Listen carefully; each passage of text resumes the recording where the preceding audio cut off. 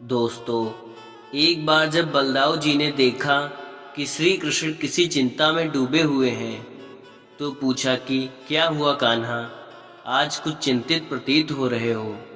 तब श्री कृष्ण ने अपनी चिंता बताते हुए कहा, हाँ दाऊ, कालिया वन का आतंक दिन प्रतिदिन बढ़ता ही जा रहा है। उसके अत्याचारों से मनुष्य और ऋषि मुनि बहुत दुख प्राप्त कर रहे हैं। मैं ऐसा कोई उपाय सोच रहा हूँ जिससे कि उसके अत्याचारों से इस पृथ्वी को मुक्ति मिल सके। बलदाऊ जी ने श्री कृष्ण की बात सुनी तो मुस्कुराते हुए बोले, अच्छा, तो फिर क्या उपाय सोचा तुमने। यह सुनकर श्री कृष्ण ने उच्छ्वास लेते हुए कहा, नहीं दाऊ, अभी तो कुछ भी समझ में नहीं आ रहा है। उसे ब्रह्मा का वरदान प्राप्त है, जिस कारण से उसे कोई राक्षस या देव मार नहीं सकता। उसे मारने के लिए कोई ऐसा विकल्प ढूंढना पड़ेगा जिससे उसका वरदान उसकी रक्षा ना कर सके। यह सुनकर दाऊ मुस्कुराते हुए बोले, उपाय तो है। उपाय का नाम सुनते ही श्री कृष्ण उत्साहित हो गए और बोले कि तो फिर बताइए ना दाऊ, आप विलंब क्यों कर रहे हैं। तब दाऊ ने उनसे पूछा कि कान्हा, महारिष मुचकुंद के बारे में ज्ञात है तुम्हें। तब श्री कृष्ण ने सहज भाव से कहा, हाँ दाऊ, किंतु वो तो पिछले 18 लाख सालों से निद्रामग्न है। वो हमारी सहायता किस प्रकार कर सकते हैं।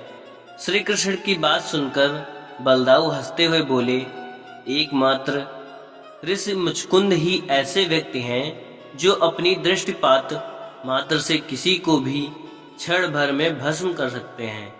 श्री कृष्ण दाऊ की बात सुनकर बोले, आप ठीक कह रहे हैं दाऊ, किंतु कालियावन को महारिष मुचकुंद तक पहुंचाया कैसे जाए।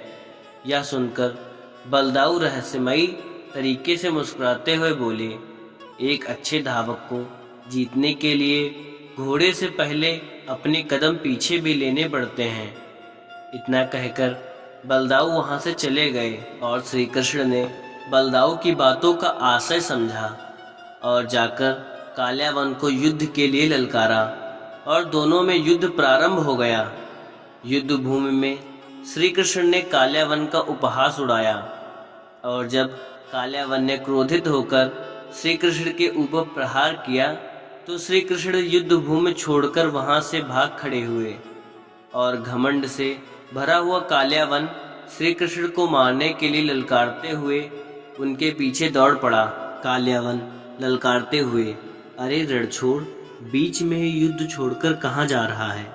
ठहर जा, अभी तुझे नरक में भेजने की व्यवस्था करता हूँ।